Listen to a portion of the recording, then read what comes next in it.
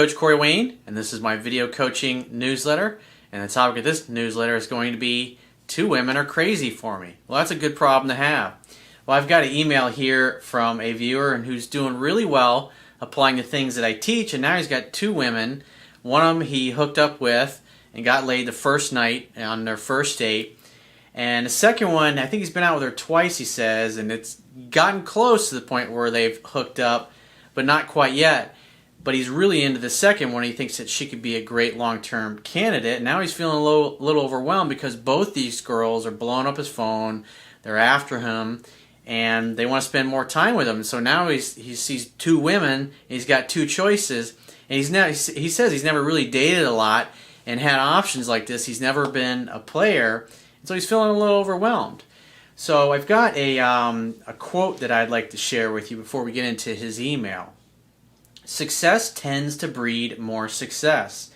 When you get in the flow of life, you're happy because you love your life, and success seems to come easily. It will seem like everyone wants your time, your skills, and your presence.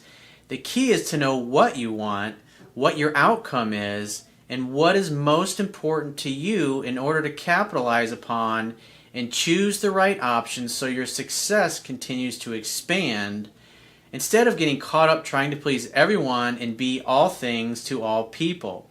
If you choose wisely based upon your most important goals and dreams, you won't get sidetracked and fall into careers, relationships, and lifestyles that are not what you really wanted.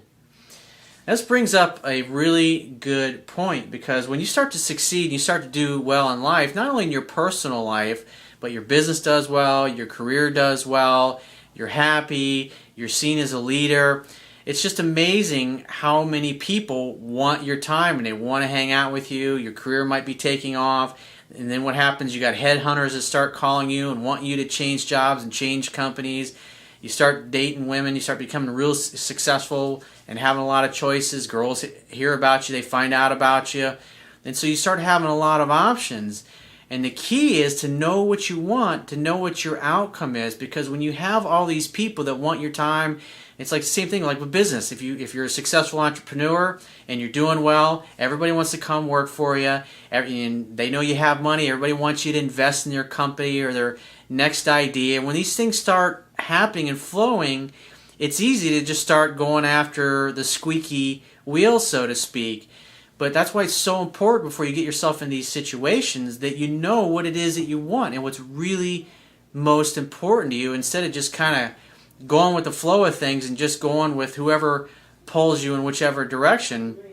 Because you see that a lot. You see people get into careers, get into relationships, and they just kind of end up settling. It's not they really kind of intended. Like, I got an email recently from a guy that I coached probably, I think it was last summer, and he got himself into a situation where he was dating a couple different women, and one was just really overly aggressive, and he's just never had a situation like that in the past, and he just kind of got to the point where, because it was so easy, he just went along with it. Then over time, he let this girl get to the point where she was totally in love with him, and she kind of like turned into a stalker, and he says rude things to her, he breaks up with her, and yet she still keeps trying to come after him and spend time with him, showing up at his work.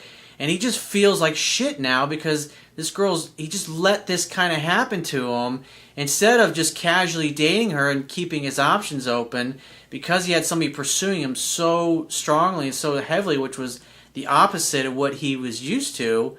6 months later, he's with this girl and he doesn't really want to be with her. He's not really happy. But now he's kind of gone along and become a pleaser. And he feels horrible about the situation and feels depressed about it.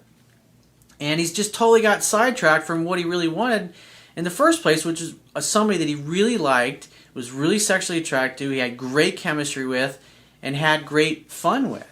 And like for me personally, it's like when you start out, when you're younger, you don't have a lot of success. It's just to have success is what you want. Then when you start getting it, and it starts really coming at you hard and fast, and you get to see all the options that you have, it's hard to remain focused on what it is that you want, because the old saying, jack of all trades, master of none. Well, the same thing can happen in your relationships. Because when you have lots of options, like for me personally, I got pickier as I became more successful. The kind of women that I would date 12, 15 years ago, I wouldn't even talk to for hardly 5 minutes now, just because of how much I've grown. Because as you grow and you become more successful, your standards grow, your standards go up. The bar tends to constantly get raised, and there are not as many people. It's like, so as the more successful you become a lot pickier. You become a lot more discerning, and you have to be, because you have so many choices and so many options. Because the average person, they just kind of dabble in this, they dabble in that, they just kind of get caught up in life, and before they know it, 10 years have gone by, and they've got, like I got a guy that I know. He used to work for me years ago, and he's had a child with this girl. He's just been kind of going along with. He'd break up with her 3 or 4 different times over the past 6, 7 years they've been together.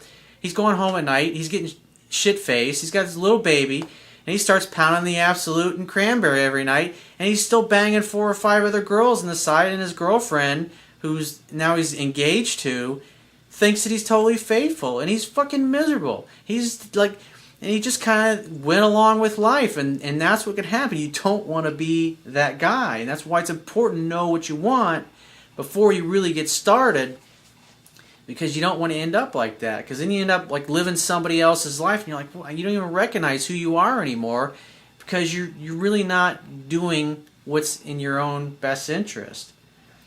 So let's get into his email. He says, "Hey Corey, I read your book 6 times and I memorized your YouTube videos, and I got out of a needy rebound relationship 3 months ago and I found you. I was everything a 97% man was. I quit the insanity, followed your coaching, your quotes, and now at the end of the day I have 2 girls wanting me bad. The first one, girl number A, we met up a day before our first planned date. Maybe a weak move, but please follow this. We went for appetizers, and long story short, I was perfect with my skills that you teach. Yes, balls deep in her pussy. She is money, and I'm comfortable. I'm used to the stray puppy dogs, not the independent type. It's like, yeah, it's like high-quality women have options with men, and it's nice when you start dating a woman like that, because you can't, that old behavior that didn't work in the past, you can't exhibit any of that crap with a high-quality woman, because she can sense it. She can look right at you and tell that you're not in the right place, and she'll ditch your ass in a heartbeat, because she's got lots of choices and options. He said, she's finding herself melting for me. We're totally different, though. I'm a redneck, no frills, and she's high maintenance. Girl B, I just met her. We have everything in common. She's talking textbook to me. How fucking easy is that? It's like, well, I say it all the time. If you follow what I teach, this shit will work for you. It's like, you don't have to believe what I say. Just apply it. You'll see it. And here's just another guy that's seeing the same thing. He says, after the first date, she was saying, pinch me, that this has to be a dream. She wanted me so bad, but kept wanting the fairy tale, plus I had to leave. I had an hour drive, and I had to work the next day. He says, I can get laid later. This one would be perfect to make love to. Slow down, dude. It's only 2 dates. That's old kind of thinking. Because you don't really know this girl enough. It's like after you date her for a couple of months, you'll have a better perspective on her. Because you might date her for a month, month and a half, and then just get totally turned off because this is a new experience for you. So you got to have an open mind and just see how both of them react. Because some of the behavior that you like from her, a month or 2 from now, it might just totally annoy the shit out of you. He said, it's like, because you don't know what you don't know yet. He says, I'm planning to go to my lake for an incredible weekend, and she's dying to go with me. On the first date, while parking like teenagers, it started to pour, and the topic came up, wink, that it would be nice to be walking in the rain. Well, if she brought that up and said that, you should have fucking grabbed her and taken her out in the rain and gone and done that. Why hold back? It's like she's talking about a fantasy she has. Fucking take her out there and go live that fantasy. He says, she said I would be trouble if we did. She's basically throwing the pussy at you, bro. He says, and she never walked in the rain. Well, we went on a second date and I was a bit tired, and afterwards she thought something was wrong. Anyhow, I said no and that I hope it rains for just a couple of hours. And she said that she never made love in the rain and is not sure that it will happen. Remember, you've probably heard me say before, Being unsure of yourself is a feminine quality. And so here she's not sure that it will happen. In other words, she's hoping that you make it happen. You're supposed to be the leader and let it happen. And part of what I'm seeing here is you're getting a little caught up in the romance and the fairy tale that's forming in your head and this opinion of this girl, and it's causing you to not be as aggressive as you were with the other one. He says, I replied, me either, and that I'm not worried about that. I just can't wait to spend more time with you. At that moment, she looked at me like no one else had before and shoved her tongue so far down my throat that I think I had a prostate orgasm. That's pretty fucking funny, dude. That's awesome. It's like, go for it. It's like, dude, she's putting herself on a silver platter for you. It's just, when a woman offers herself to you like that, go for it, dude. Because you start to wait and dither, and then she starts to doubt and wonder if you've really got the confidence to go for it. He says, you and I both know she will get her fairy tale next weekend. Awesome. We'll make it fucking happen, bro. He says she won't be able to help herself, and I will take her like she wants me to. He says, now my problem that you created. I'm 2.5 years divorced, and both of these girls also are divorced after 2.5 years. He says, I never dated, let alone been a player. He says, I feel uncomfortable feeling like a player. What do I do now? Take your time, slow your roll, remain objective with these girls. I know it's hard to do because you're starting to get your emotions all caught up, but this is a new experience. Like I said a few minutes ago, you may get to a point after a month or two where you don't really want to spend much time with this girl, and you may end up liking the other one more because she's successful, she's got money, she's got lots of options, she's going to be comfortable. Because this girl may turn out to be really needy. He says, girl A will be wanting to see me that weekend. He says, P.S. Girl A got laid on a pre-first date, but girl B seems like a keeper and is looking for a relationship like me. Take your time, dude. He says, girl A, I didn't think so much, but is starting to talk a bit about changing some things in her life because of me. Women become submissive when they feel comfortable and they open up to receive you completely.